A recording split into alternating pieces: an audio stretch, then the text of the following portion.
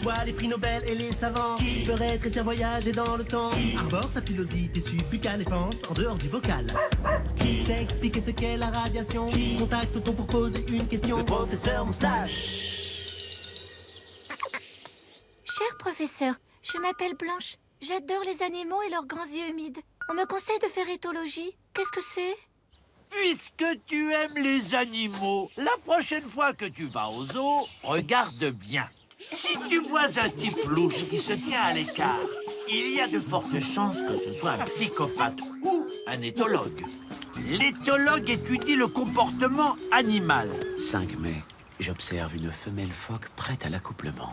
mais aussi le comportement humain. 15 juin, j'observe une femelle humaine probablement prête à l'accouplement. Arrête! Tu me stresses, Régis! En 2002, une équipe de chercheurs se posa une question cruciale. Comment savoir si une vache a le moral? C'est là que l'équipe du docteur Sandem eut une idée géniale. Une idée ambitieuse. Pour connaître le degré de frustration de l'animal, ils ont eu l'idée de mesurer la surface du blanc de l'œil visible. Plus le stress de frustration de la vache augmente, plus cette surface est visible. Mais... Je sens que ces histoires d'yeux vous passionnent, donc je continue. L'œil humain recompose le mouvement à partir des images qu'il capte.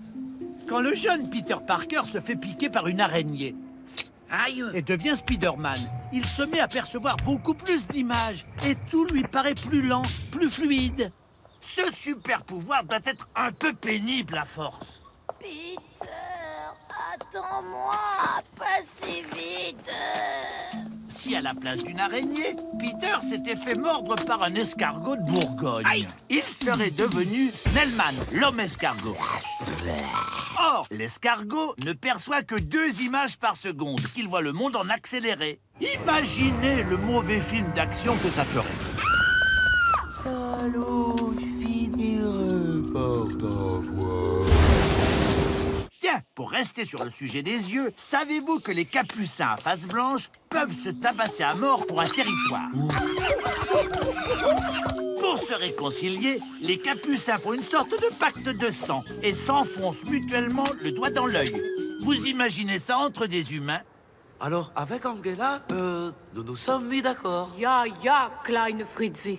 Alors, chère Blanche, l'éthologie n'est-elle pas une science passionnante? Et si vous avez pas les yeux en face des trous? Tapez plutôt Tu mourras moins bête sur arte.tv. Avec ça, c'est sûr, vous mourrez moins bête. Mais bon, vous mourrez quand même.